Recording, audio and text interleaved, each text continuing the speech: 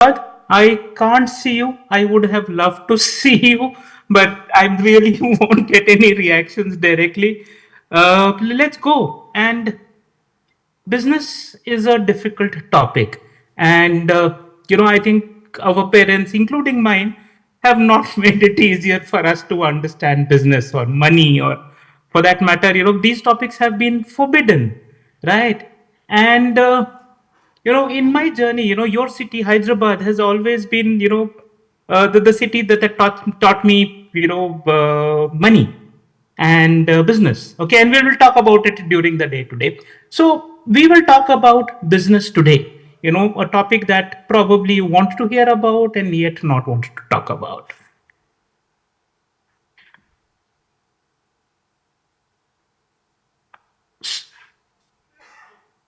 So you all are, probably user researchers.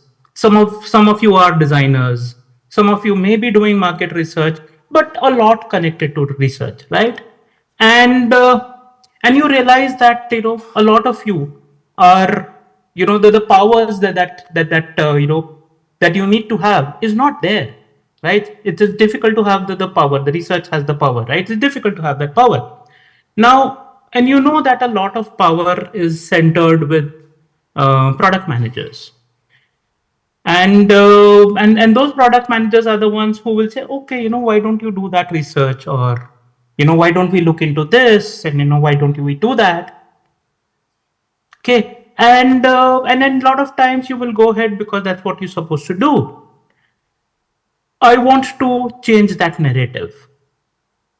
Now I want you, who are researchers, to understand what drives product managers, or what drive business, and understand the language of business.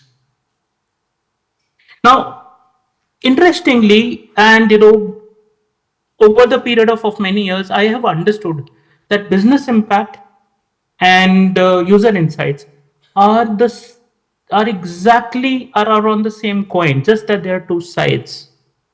Okay, and it is up to us, the researchers or designers, to connect these two dots: the the business impact and the insights. How do you connect these two? And I think that is what we will do today. How do we do those? And it is our job to showcase that value to business. Business will not connect to you to figure out that. PMs will do that because it's their job. Their job is to translate your insights into business, and that's what they do. Okay, now you need to start understanding their job too. Okay, now many years back, in design school, one of my professors, and I think it'll be some of your professor too, Professor Ranjan, in my second year of product design, he asked us, the entire class, to start reading Economic Times. That was the only business paper that used to come then. Start reading Economic Times. And it was difficult because you didn't understand anything. All of us started reading things that interested us. It wasn't the share market. It was a lot of times about what companies are doing, how are they faring, what are new business strategies that they're talking about, right? Those were interesting topics, and that got me interested in reading about business, and that habit continues till today. And that is the first lesson that I got. To understand business, you need to start reading about business. And what better way to start your day probably than reading a even a few lines from a business newspaper. That's the first takeaway that I would want to that's the first thing that I want you to tell. uh, Probably it's a mint, or probably it's business standard. Economic Times is shitty. Don't go there. If somebody's from Economic Times, don't kill me. Okay. You can attend business classes. Okay. And I'll tell you, it's exactly 20 years back. I started a research company in your city, Hyderabad. Okay, and that was MBA in 5 months, because you understood everything about money in 5 months. It was a crash course. I want each one of you to think about starting a business one day. Okay, because that is how you will understand business too. Okay. Now, once you start talking in business language, and we will talk about it, what is this business language? I want you to start using the business language. Now, business language is not about understanding the words and terms, but it's also about how do you use it. Okay, and what do you use it to do?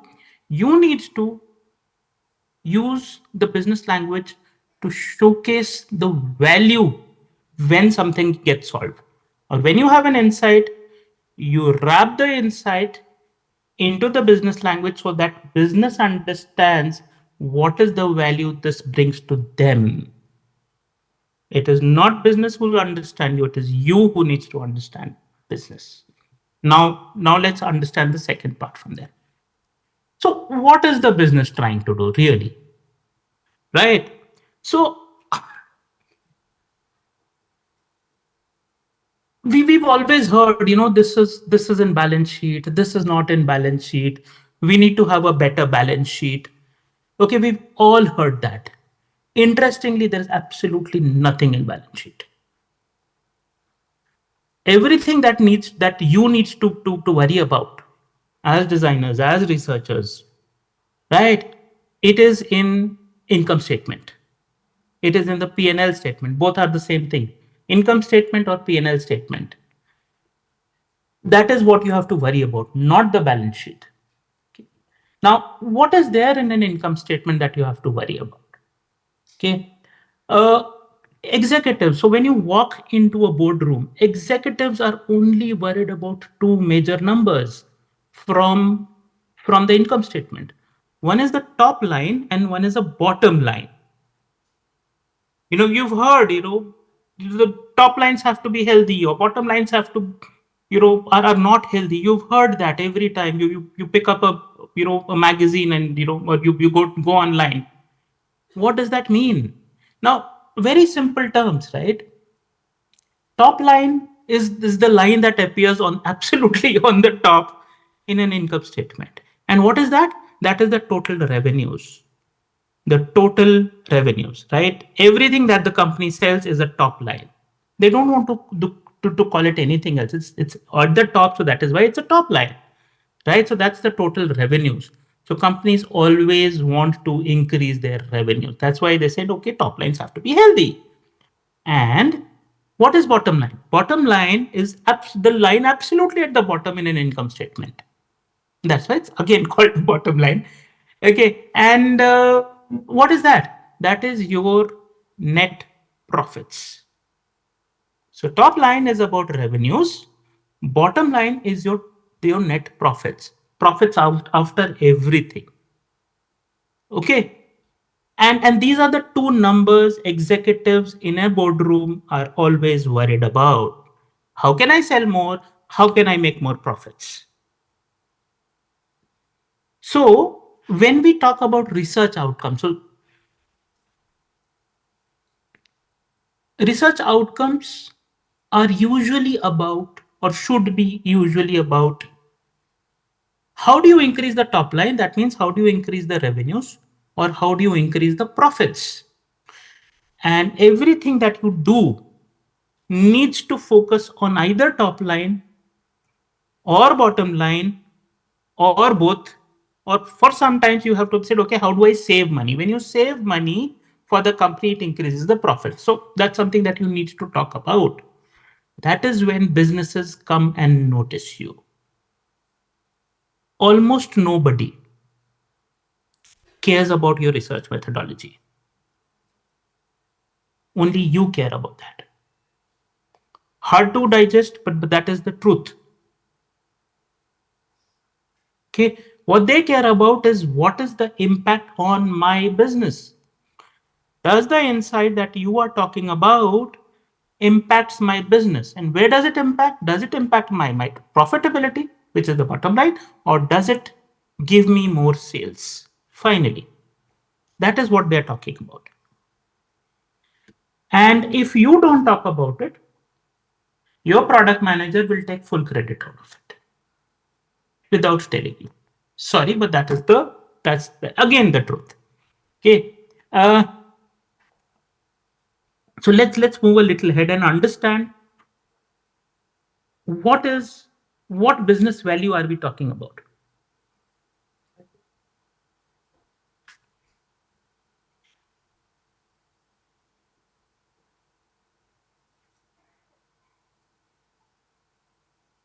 So our job, a researcher's job, is actually pretty simple.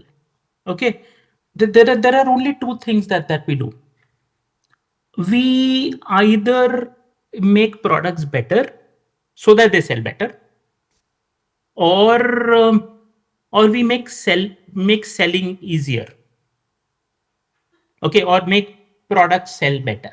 These are only two jobs that we have, okay, as researchers, not as user researchers, but as researchers. Now, when we talk about market research is focused on how do I sell a product better. Market research talks about consumers. Market research talks about attitudes of consumers. Market research talks about segmentation of consumers. Okay. So that the same product can be sold better. That is market research. The job of user research is to understand users better, because that is why it is user research. Okay. Now, why do you want to understand users better? So that you can make products and services better. And why do you want to do that? So it sells better. So final goal of both of them is to sell better. There are different routes to selling better. Market research is about selling the same product to different set of customers, to more customers. Whereas user research job is to make this product better so that it sells better, or make new products so that they sell better. Okay. Now, these are two terms that business use. So one is value capture and other is value creation. User researchers are in the business of value creation. You create value first. And then market researcher's job is around value capture. You capture the value of what is created. Now these two terms you need to remember. Okay. Are you in the value creation business or value capture business? Right. So if you are,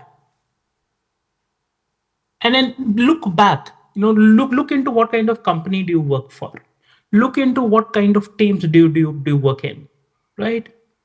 And then see where your research impacts.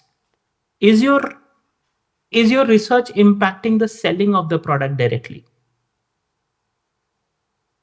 or is your research impacting making of the products, or making better products, or making better services? Is that what your research does? Okay, you need to be able to clearly recognize that part, because once you do that, you know where your impact is going to be. Okay. Now, when you do market research versus user research, or value capture versus value creation, both offer different outcomes. So if you are if your services are in value capture, talking about product improvements is a sin. And if you are talking about making products better to sell, it is very important to focus on making products that making better products that actually sell better. So there is a distinction, and we will, let's talk about it in the next, in the next part.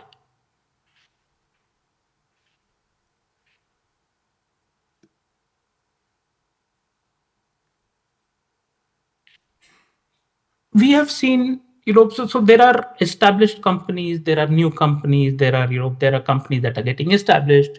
Okay. Now there are a lot of business leaders. We have seen, typically now non-founder business leaders don't have lineage of building products. Okay, they come in once the product market fit was established. It started selling. People liked the product. People bought the product. Many business leaders came in after that phase. Their job was to see, okay, how do I sell it better? Their job was value capture. Their job wasn't value creation. Correct. Now they come from selling products.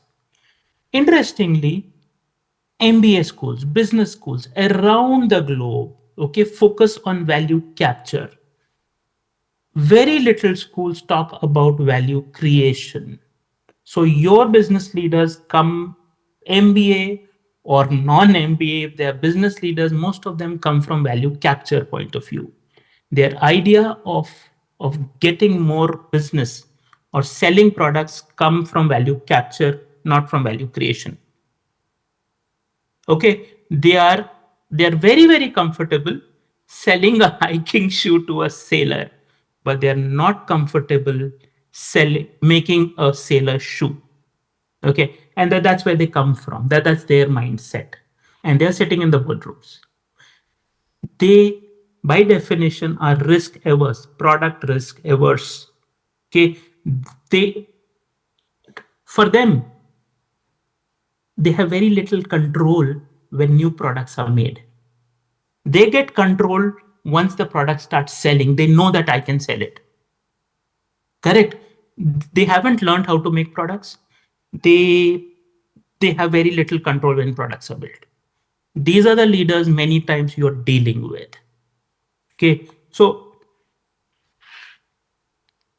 if you are employed in a company that has very little to do with making new products, or very little to add to existing, whatever they're doing, services or products that they make, right? Their leadership typically is focusing on and expanding the market, right? You are trying to figure out, oh, where are the untapped markets? Can I sell the same thing to somebody else?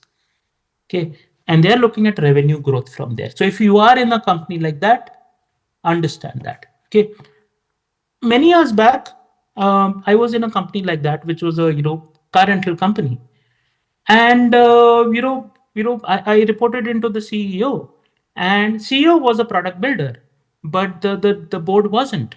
Board had never figured that out, right? So there was always a conflict between the CEO and the board. Board always thought, oh, if I can buy cars cheaper and rent them for a few months, for higher price, I will always make money. Board wasn't wrong, because that is what their business model was. Okay, so if you are in a company like that, you will be safer proposing incremental changes. Okay, if you are looking at massive changes in the product when you are in a company which focuses on value capture, it will be difficult for you. Okay, so where does user research thrive? Okay, now user research thrives in a company, or in an organization that is in a value creation business. Okay, where you build new products, where you build new features, where we are constantly improving the product to capture more market. That is where you will thrive mostly. Okay, so that is in the value creating business, not in the value capture business. Okay, uh, and you will see teams that thrive are in companies like this. So what do you do when you are in that company, right? What is your job then? Your job is to look at both incremental and large innovation, both, so that you can sell better. Again, I'm coming back to selling better, making better profits, right? So in this situation, you are not talking about getting new markets. Your insights are not about, how do I sell the same product to other non users today. Your job again is about that little change or that big change or a new product, right? That is where um, your business leaders or your leaders would be, would be aligned to. Okay, it's easier for you to convince them. Okay, no matter what, where you are, right? Whether you are in a value capture company or a value creation company, no matter where you are, sales is important, right? So you should be able to say this research insight that I have will have either better sales, or it will, I or some customers will not go away, that the churn will be less, or customers are going to be, users are going to be better off. No matter what, you really need to do this from a business point of view. Okay. So we will, I want to wrap it up now, but the last thing, businesses live in three horizons, right? Three horizons, three time horizons. Okay. And these horizons are approximately 1 to 2 years, which is a tactical horizon, 2 to 5 years, which is a strategic horizon, and the visionary horizon is 5 to 10 years. Now, all businesses, all boardrooms talk about, these kind of horizons may not be in this language, the different languages, but they typically talk about what do we do now, what do we do later, what is the, what is it, what really want to do 10 years from now, right? Now, and that is important for all of us to understand. Now, how do we align with that? So every successful research team talks about all three horizons, H1, H2, and H3, right?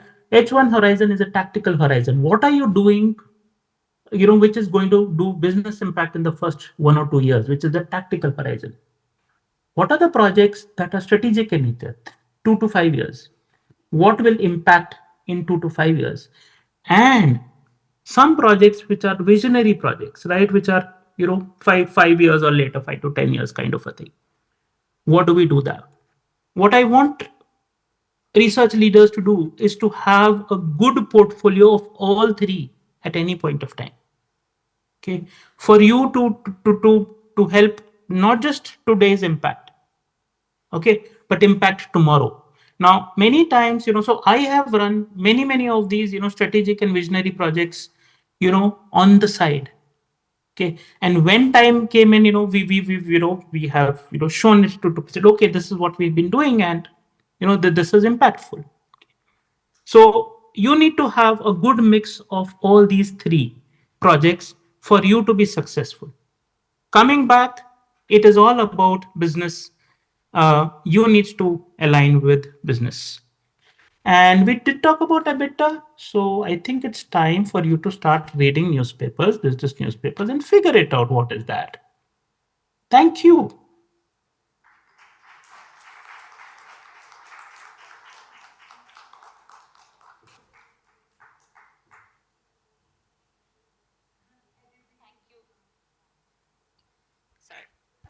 Thank you. I appreciate your time and patience.